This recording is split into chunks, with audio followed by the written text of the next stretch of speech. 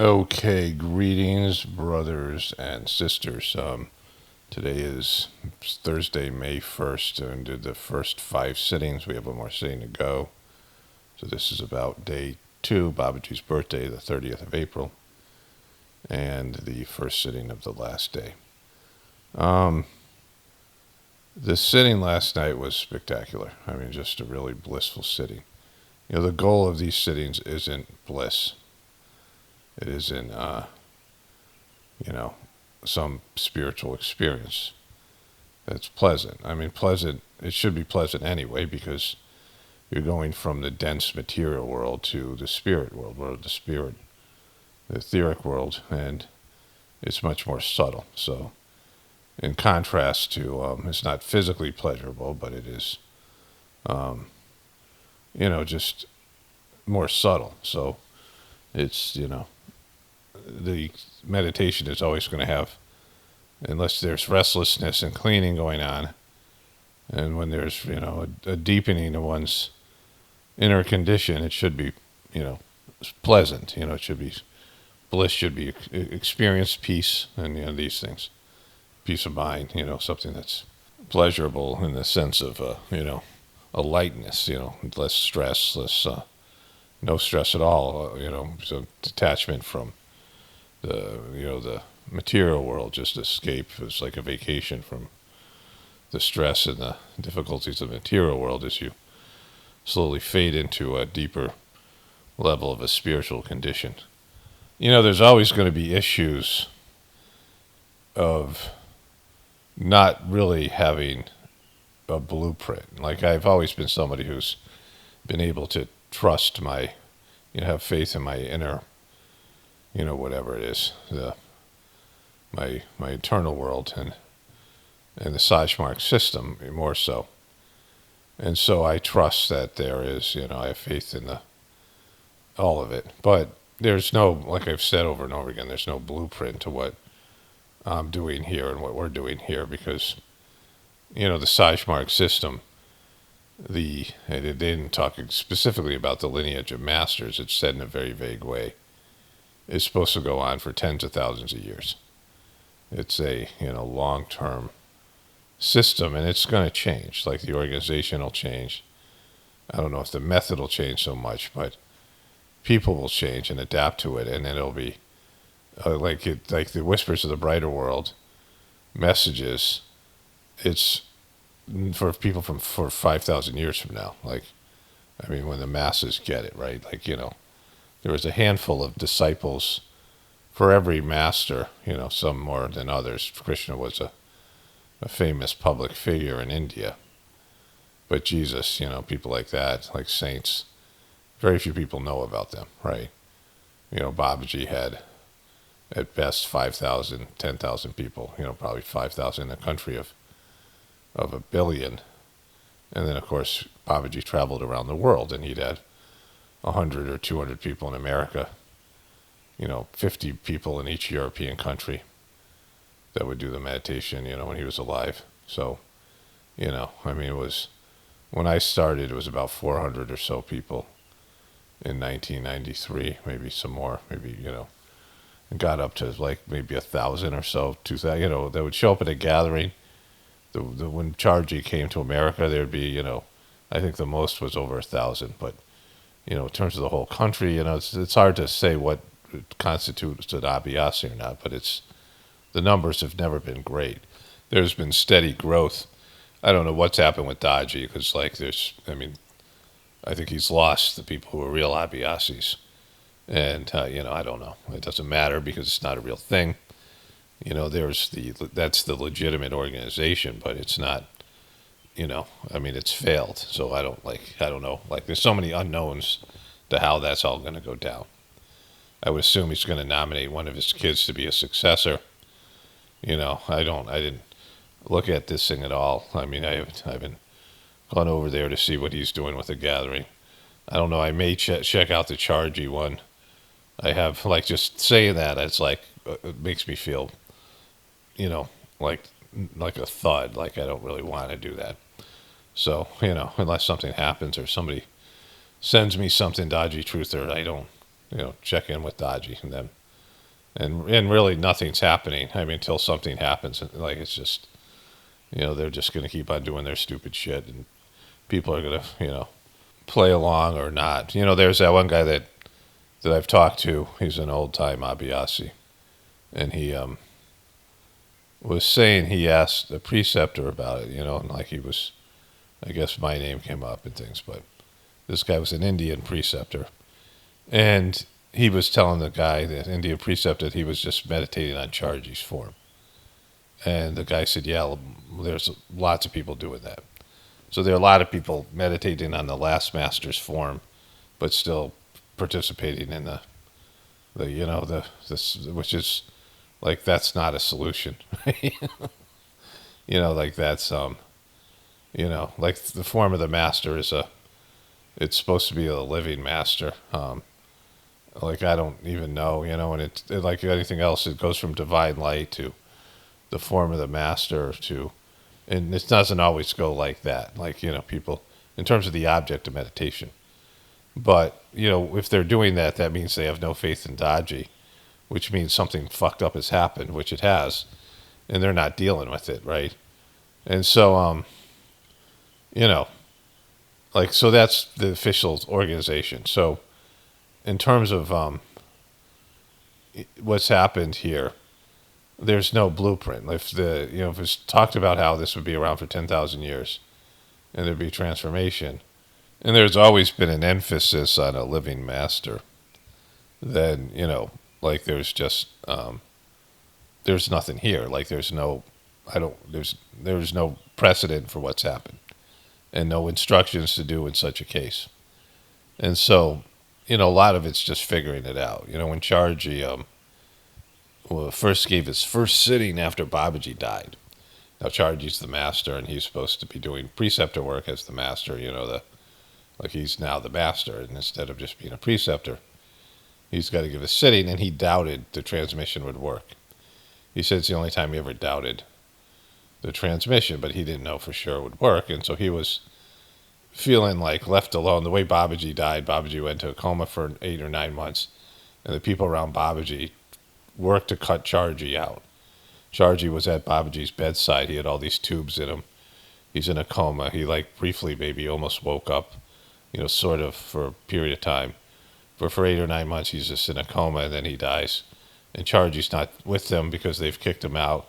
There was rumors that there was some 18-year-old kid who some people have speculated it was Kamlesh, but I don't think it was. That was going to be his successor, which of course would have gave them control because it was some 18-year-old kid, right?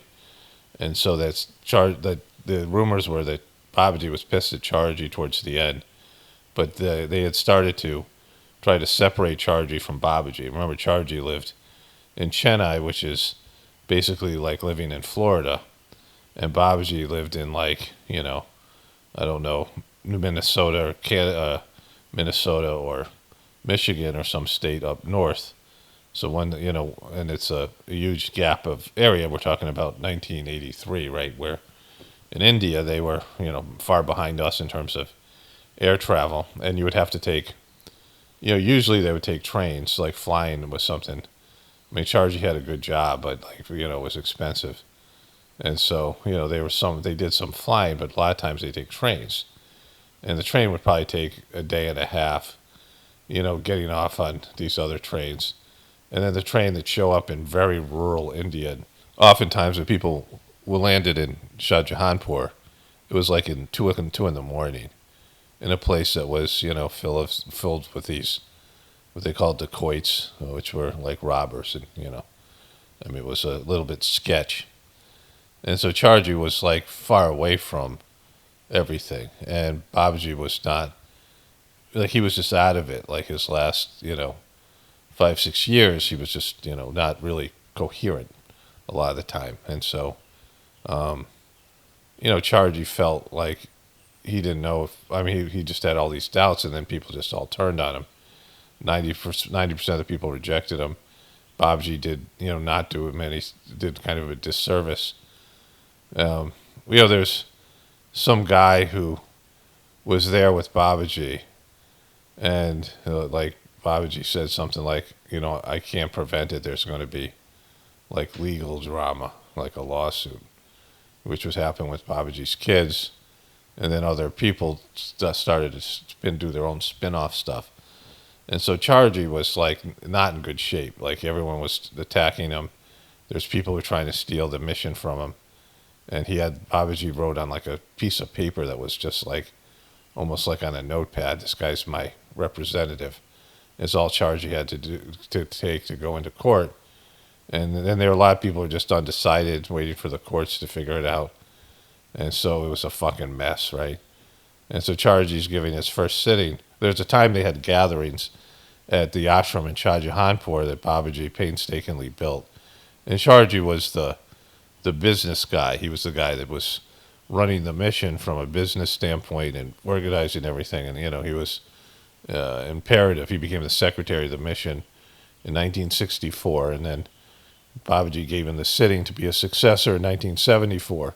Babuji had told various people Chargy was his successor, but, it was only this piece of paper and this whole thing.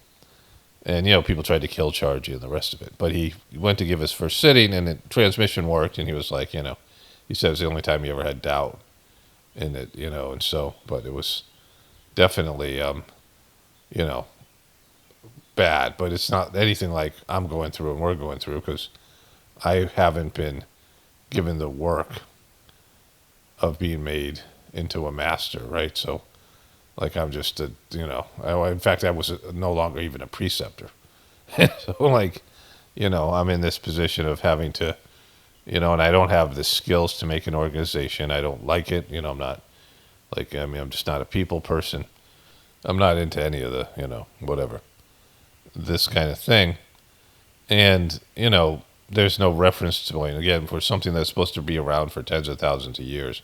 The stuff that we're being given now is advanced. Like they say, a spiritual master is somebody who is 5,000 years ahead of everyone else, right? It takes that many years for people to catch up to them. I don't think of Jesus as a spiritual master. I think of Jesus as a saint. Jesus was somebody who took, there's probably thousands of people on Jesus's level in India. But Jesus went there and he accomplished, some spiritual evolution. And it was just something that wasn't available anywhere in the Middle East area, Israel area, at that time, because there just wasn't saints like that. So, so for them it was advancement. It was far more advancement than anybody else had achieved there in their, their bogus religions that were there at that time. But, a true spiritual master goes much farther and higher than anybody else. And then everyone else is, at some point, if people go in the right direction, 5,000 years later, they're all at that level, which would be a wonderful thing if that happens in 5,000 years. I mean, it would be, I would say almost miraculous given where we are right now. But anyways, getting back to it, like this thing with Chargy, and he had these doubts. And so for me, like, I don't even know whether I'm supposed to be functioning as a preceptor for the sittings at the gathering or just meditating. And the satsangs have not been great. The individual sittings have been really great. Like, I've been happy with them. And then I can do them as a preceptor, and then there's a video, there's a video to go with it, that triggers the etheric connection. And the sittings have been wonderful. Like, it's just been transformative. And so I have a lot of faith in them. But the group meditations, because I can't really make a video for it like I could, but it seems like it's not the right thing to do. And so the individual sittings on Tuesday are going great, but the satsangs not so much. And I've been like trying to struggle with this part. And so I decided just to do the sittings as an abhyasi and have the idea that Babuji was giving the sitting from the brighter world, whatever. And so the sitting started last night, and I don't feel anything. My wife and I did it at 9 p.m. when we do the prayer. And I'm like a little bit restless, not as restless as I've been in the other ones. but I'm like not really feeling it. And I'm like, oh, Jesus, this isn't working out, So, but then it was, it was during the cleaning part of the thing, and my mind was drifting, even though I've been doing this thoughtlessness thing. Like it's just turning on a switch and just getting into a different state of mind. And it was like, wasn't really working. I was just kind of, I was forgot, like when you forget you're meditating, your mind's just wandering. And I was like forgetting what's happening. And I'm like, oh, it's not really going well, right? And I also have the thought if it's necessary that I could be used as a antenna type of thing, a conduit for the sitting as well. Like I have both these thoughts going on, but neither one of them's really happening. And then I just felt the rush of transmission, like a deep, really, an amazing sitting. And it went on, I think it was a 15-minute sitting, satsang, and felt a lot of vibrations in the base of my skull, the central region, and just the deep level of I was just in a deep level of internalization of the whole, like a thoughtless, just kind of experience it from a deep level. Very pleasant, pleasant vibrations going on in the base of my skull. And I was like, oh, this is, just a really profound sitting. It was just amazing. And then the same thing happened this morning. So not the first part because, I went out for a little bit in the beginning, into samadhi or whatever. And so, but yeah, like I don't know, you can probably hear in my voice, but just, so this was the first really good sitting in terms of, the other ones were cleaning, so they were good sittings too. But there was a lot of restlessness and a lot of whatever. So, I think that this is going to be a gathering where everything that's been happening with me on my spiritual stuff with the thoughtlessness and I'm on just a different level. I'm in a deeper level of consciousness when I go to meditate. My meditations and how I meditate there's just been a huge leap. That there's something that's happened, which has been great. Which is just, I know it's meant to be, like it was like this timing of it with the first prophecy of the whispers of the brighter worlds, 8 or 9 months away, and the world imploding around us and going into chaos, and this I just knew would be a profound, Babuji gathering. And I'm sure the Charji one will also be like this. And so, very happy with it. I had a very intense dream, kind of interesting dream, funny dream, in a way. It was about the Positive Future channel. So I'm going to talk about that in the introduction to my video today. And then I'll just include that at the end here. But very, the thing about this type of thing, like when you watch a really good sporting event, right? Like sometimes the Super Bowls suck. You never know when you're going to get a real intense game. And a really good game, if you're looking at you're a fan of LeBron James or Steph Curry or, Kevin Durant or one of these great players, their greatness is pulled out when the opponents are playing well. In a way you should wish for your opponents to play well or even play great because it pulls greatness out of you. You rise to the challenge, you rise to the moment. But sometimes it's just a grind, there's no, whatever, ugly game and ugly whatever it might be. It's just there's no flow to it, and you never know what's going to happen. Or some guy giving a speech, a politician, whatever, a moment of greatness. It's just, as much as it might be rigged and staged, you have to still deliver, right? People have to deliver in their profession. And in the spiritual sense, the transmission just comes when it comes. As a preceptor, you have this idea that the transmission's, flowing through you. The idea that the divine master is transmitting through you. And sometimes it just doesn't happen. It just, where's, and you're just kind of waiting for the great pumpkin, just waiting for it to come. But not for the great pumpkin, because it actually does come. But you're just waiting there. And, it's divine grace falls, descends on people when it descends on people. So, And there should be no spin or no bullshit or no, there's no no marketing or pretending that something happened when it didn't. Like all the lies you see everywhere else. Either the transmission's great and the sittings are great, and sometimes the most subtle transmissions, the best sittings are ones that are very subtle, where you really can't feel a transmission. You feel its effects on you, perhaps. But like these things constantly deliver. But while I was meditating in the beginning last night, I was like, I don't feel anything, and this is what was happening. This is when I knew Dodgy was a fraud, because the sittings were horrible. There was just nothing there. Like I would say nothing. It was unpleasant vibrations, because nothing would represent really good sittings. Something that was, if giving somebody nothing, like Charji or Babuji talked about it. To give something, truly give somebody nothing, would be amazing. Like we're always giving something. It's usually something bad, like it's some, loaded with our own intentions and whatever implications or manipulation. Like to give actually nothing, nothingness is like the ultimate in spirituality. Nothing is God is like in a sense nothing, in that the idea of zero, which I read in the I have a video I made about the one true religion, which will be part of the Journey series, and I might just upload that at the end of this if I can remember to do that.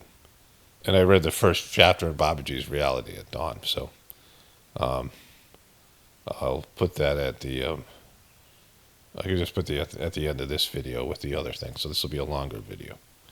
Actually, I'll upload that separately at the end of the gathering. So it'll be in the Journey series for that. They'll get a first crack at it, and then it'll be here, and I'll put it in a playlist, because it'll be profound in its own way. But anyways, that's available today on the regular channel. Most of you have already seen it, I would assume. Whatever.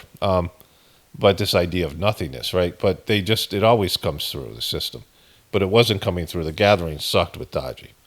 And that's what, made me say, well, why? Well, I'm just wasting my time. I'm here for transmission. It's what sets the system apart. And without the transmission, there's nothing. But, there's supposed to be a living master. And there isn't one, and I don't know how that's going to occur to reboot the system after Dodgy's fucked it up. But, I don't think Dodgy has done this on his own. And, again, Charji and Babuji endorsed him. Charji did the work on him, as did Babuji from whatever his contribution was. And Dodgy, was handpicked by them. And so the failures is as much theirs as it is his, for whatever that is. So there has to be something else here for the system to continue. Like there has to be, like, this, whatever we're doing here is a part of it, but it needs to be more than what we're doing. And it has to, at some point people are going to need an organization. It has to go back to, the stuff it was before, the gatherings and the things.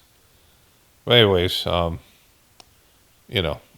there's that. So here's the audio of the dream, which I haven't recorded it yet, but it'll be here. And then I'll do one last check-in tomorrow with the whatever the last sitting tonight, and just my thoughts afterwards of the gathering. And then probably the day after that, which will be Saturday, I'll upload the one on the one true religion. Okay, so here that is the audio. This will also be the Journey series, so it'll be in there too. But there'll be audio of my dream I had last night.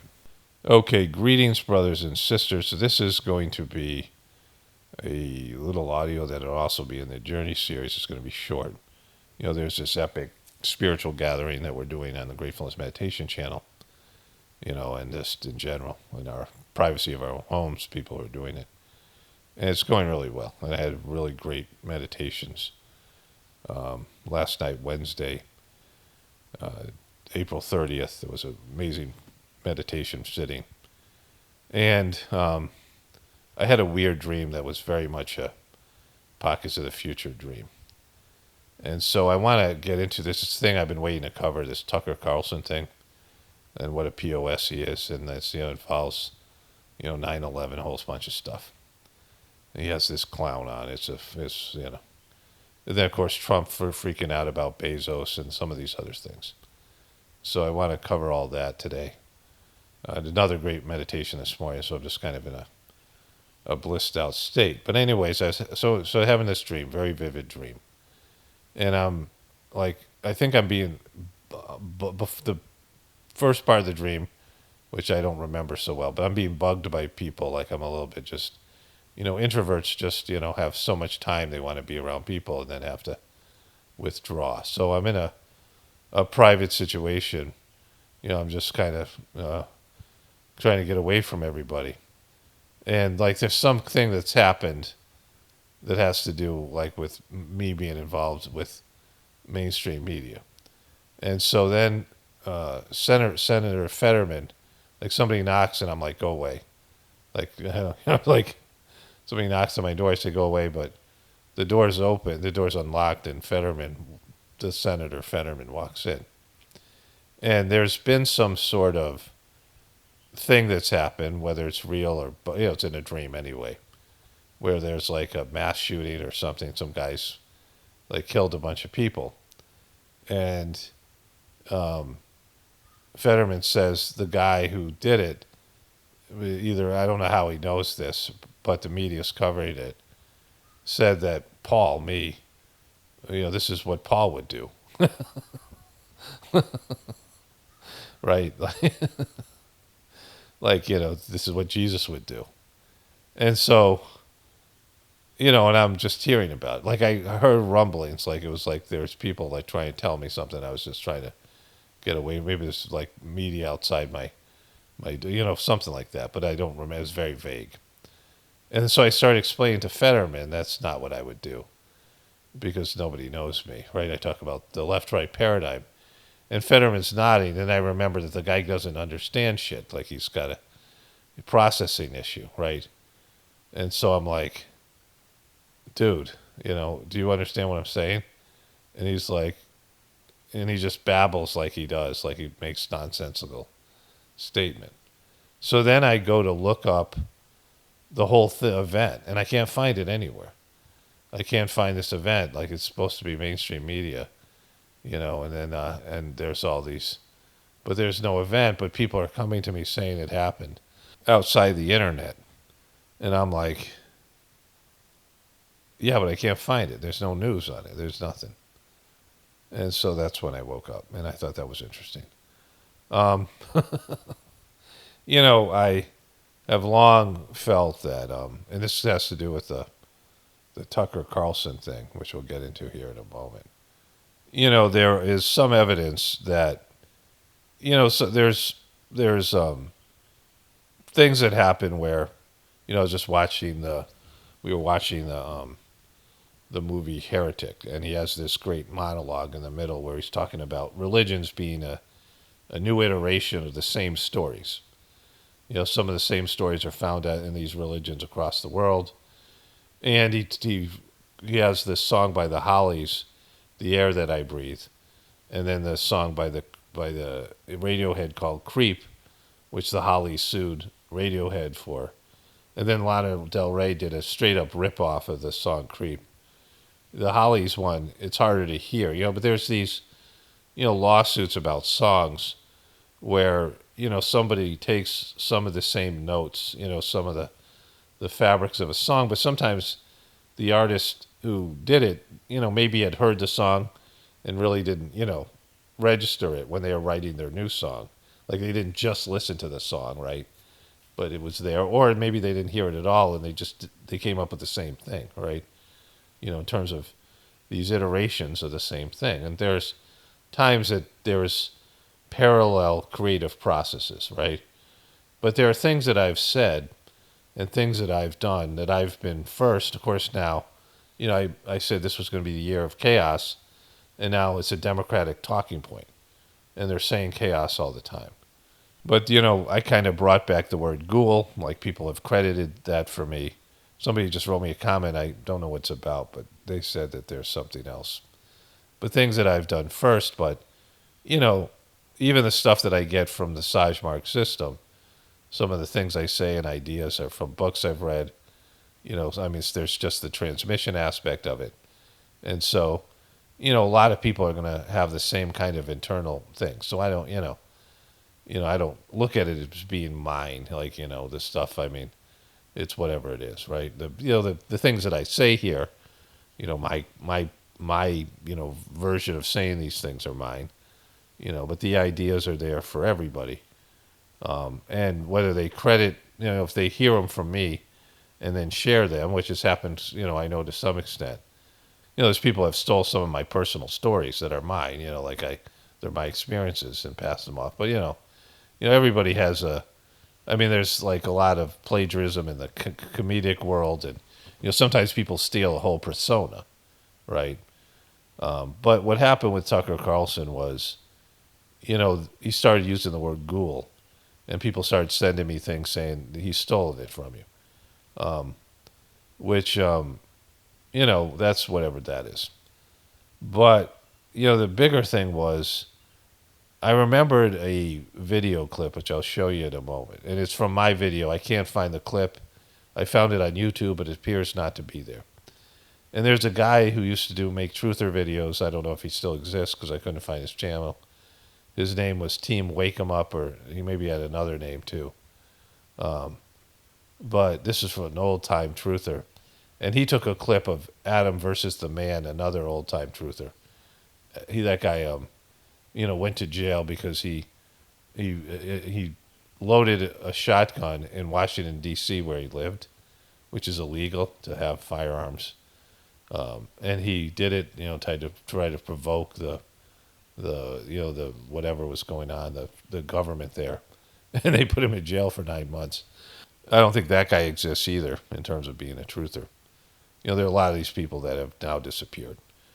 And there was a Ron Paul event. And if anybody finds the full video, I mean, you can let me know. But it was at a Ron Paul event. So it was probably, 2007 or 8. Ron Paul was probably running for president at the time. And Tucker Carlson was there. And Adam versus the Man asked him about 9/11 being an inside job. And Tucker Carlson is going, come on, I'll show you the clip from my video, right? And, I put this out there like he had been a dick to us. And he, was implying that, we were crazy and should be dismissed. And it was just not that. There's, he was going after conspiracy theorists, so-called conspiracy theorists, quite a bit. And so then he turns around and becomes a semi-little truther-adjacent person. And I said, but he has to frickin' deal with the past. And he came out and apologized. Like somebody sent me a clip where he admitted that now he believed that any of these things were possible and that he was wrong about that. So that was, people told me he's a CIA shill, and, I think that's highly likely. I haven't looked really that much into Tucker Carlson, but, he's backed Trump, and he said he was at the event, the fake, assassination attempt. So he's kind of a piece of shit, but whatever. All that stuff. And, a liar. And he used to hate Trump for legitimate reasons, right? The reasons that people do hate Trump, and now he's embracing him, the whole thing. So, it's not whatever he is. But, he does this thing with this other guy. So let me show you the clip first here from my video. But, this idea that, I don't need to be acknowledged by the people in the beast. Like, they mean nothing to me. Like, I'm not impressed by them just because they're famous or they have positions of power. Like, it's something that I had in a previous life. Like, I had a life where I was a bad king in India. I was one of these fucking shit bags. So I'm not impressed by it because it's something that, I'm repelled by it. Like, as much as I cover all this stuff, like, it's something I have an aversion to because, I went through that stage. Like, I went through that stage where I was, a powerful person, and I had a shitty life and did shitty things, and, and it was a long life. At least this is my past life experience to whatever, it's very subtle. It can't be totally validated. But, I had one of these. This is why I'm so good at understanding what they're doing, because I did it years and years ago in ancient India. Like it was, which is like, that's why I'm so perceptive, because, it was something that I, went through myself, and now I've come out the other end. So there's no sense in me of needing to be acknowledged by these scumbags, that I've transcended that experience within my own, spiritual evolution. And so I don't, in fact, I have a repulsion to it.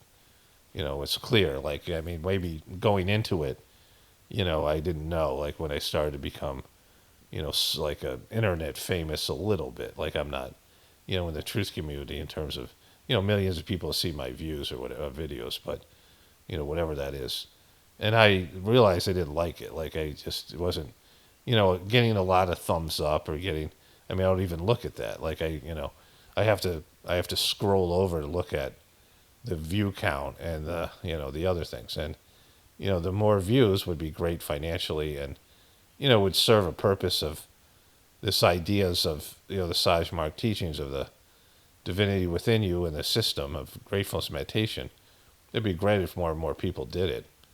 It would be great for them and great for humanity, but it would suck for me to some extent. I mean, it'd be great for me, at a spiritual level, but it'd be difficult for me to deal with, like the more people, it is. So, like, I'm not someone who thinks more is better, and I would much prefer quality over quantity. And so, all these things have to be, like, understood about my certain personality type.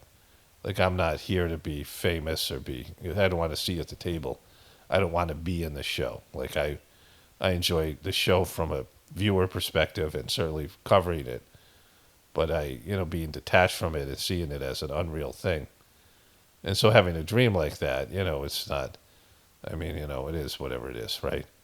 If I was cast in the show, I would be cast as some crazy conspiracy theorist, cult leader like that. Like, if, you don't get to pick your parts, right? When you're in the show, like you can audition for a part. It's like that guy in the disaster artist, the guy who made that epically bad movie, The Room, whatever that guy's name is, and don't tell me, don't, Weezen something or other. He's like, they show him in acting class, and the guy saying, you should go for roles as a villain. He's like, no, I'm a hero, I'm no villain, I'm a hero. Like, there's kind of a good movie, both of them, in terms of like comedy value, because the Room is so bad and they did an excellent job, but that guy got Me Too'd. Like, this is another example of that. James Franco, like, he made this great movie, Tommy, whatever his name, Tommy Wiseau or whatever. And, it was kind of being celebrated as sort of genius. It was maybe a possible Academy Award nomination for something. And James Franco got canceled. Like, he got Me Too'd. It's 2017, I think it was released. Or whatever it is, when that Me Tooing was happening. And so, you don't get to pick those things. And you can be a hero for a while, and then you're inside the beast, and you're used, you're cast in a role, and they just morph reality to make you be in that position, right? And so to me, it's like, that's not a goal of mine. Like, I'm not, I have no ambition to be there. Like, I don't want any sort of acknowledgement from that standpoint, right? Not because of my humility or something like this. It's just because it's icky, right? That whole thing is icky, and I've been there and done that in some past existence. And so, like, I have it has no allure to me, no pull.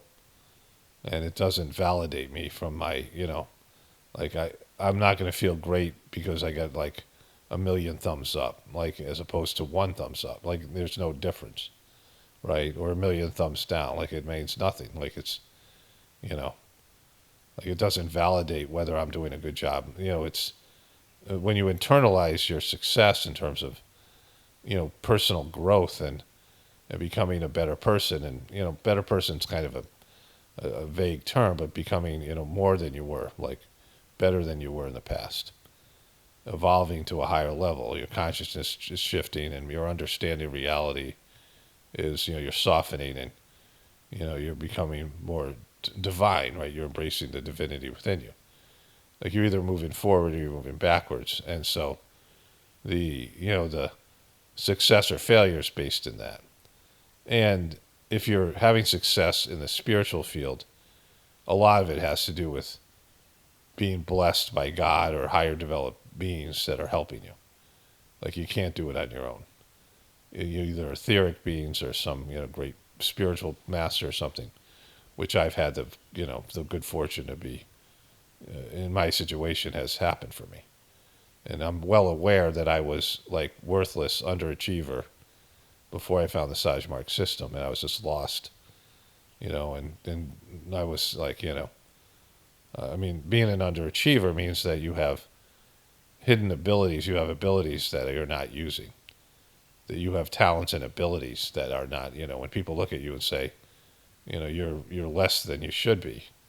It's one thing if you just suck and you're remedial and you're a binary person, with a binary IQ, with a double-digit IQ and the inability for abstract thought, and you have a lot of grossness and you grew up in a traumatic situation, and you were malnourished in every level, physically, for food, and in terms of consciousness level and education, you're around uneducated people, and you didn't get the proper training and development, and you're around scumbags and criminals, you're limited, right? Like what's the best you can be? I mean, there's lots of people in the world. They just don't. The best they can be is, just very they're very limited in their potential. But if somebody has a lot of potential, and has a lot of whatever some things to offer the world, and you're underachieving, that's always viewed as being like, why are you withholding? Like, why are you, there's people who come from shitty, completely horrible backgrounds and achieve greatness in the world, right? And people are like, oh my God, what an incredible story. Like, how do you do that, right? People with handicaps and disabilities and all these things, and they rise above it. But people who have, intelligence and talents that they're not using, are always viewed as, so being an underachiever is something that I view as one of the worst things. Of course, in the Sahaj Marg system, it is the worst thing. That the worst thing that you can have is called power grossness. There's different things that form impressions, like these things called samskaras, and the stuff that's hardest to clean is power grossness, and that's having an ability that you're not using, right? Like you have a God-given ability and you refuse to use it, or you don't use this gift to help humanity, whatever it is. Like we all have something to contribute. We all have something to give to our, brothers and sisters, and do this work for God, on a soul path, and not utilizing those talents and gifts for their designated purpose is the hardest thing to clean, because it's something that you were supposed to do for God, and it's a power, like there's power in it, and so when it solidifies into lack of use, it's almost impossible to clean from a person's spiritual system. And so I've talked about power grossness before in my Journey series, but of course being an underachiever for me partially was because I'm over this. I was over this system as a kid, the American system. And so being successful in the American system was not my, was not my thing. It wasn't my purpose or whatever. But I certainly had abilities and things I wasn't using, which have now been utilized in the Sahaj Marg, because of me doing the Sahaj Marg system. So I'm well aware that, I was blessed. Like it was something I couldn't do on my own, which is a good thing. Like it's not humble, it's not humility, it's like actual fact. It's not fake, being humble. It's like I know what I was before, and I know like what I've been able to become since. And, I've put effort into it. It isn't like I haven't done anything. But without the system and the blessings of the, Charji, the third master of the system, and the divine hierarchy of spiritual beings that are, watching over this, people who are embarking on this spiritual journey. And so, Like, that's what's important, because you have to feel good about yourself. Not like self-love kind of way, but knowing that you're like doing what you're supposed to do, and that you're doing it for the right reasons. We all struggle with that. Like, it's, when you're not doing it, you should be aware of it and correct it, right? And so, the chase of fame and fortune and political power is a false goal. It leads to misery of the people and that are embarking on it, and the other people who are following you, like as a fan, fan of a celebrity. So more isn't better, right? The beast corrupts people. When you have success with a beast, the beast uses you for its own, demonic purposes, right? To keep, a system that is far away from the divine will and the divine order. So anyways, like I'm going to talk about this Tucker Carlson thing now in a different way because of that. Like, this is, sort of an intro to that, and this stuff with Trump as well. Anyways, let's get to it here. Okay, so that's the audio from this video. It'll feature, like, Tucker Carlson's "I didn't know he was this much of a piece of shit" will be in the title for those of you who are interested in seeing it. But in terms of the gratefulness meditation stuff, the gathering, this is a place for people to share their experiences and all the rest of it. Only spirituality will save this world. It's Paul Romano, definitely reporting for the Apocalaughs and the Ascension. Everyone have a blessed day and be grateful.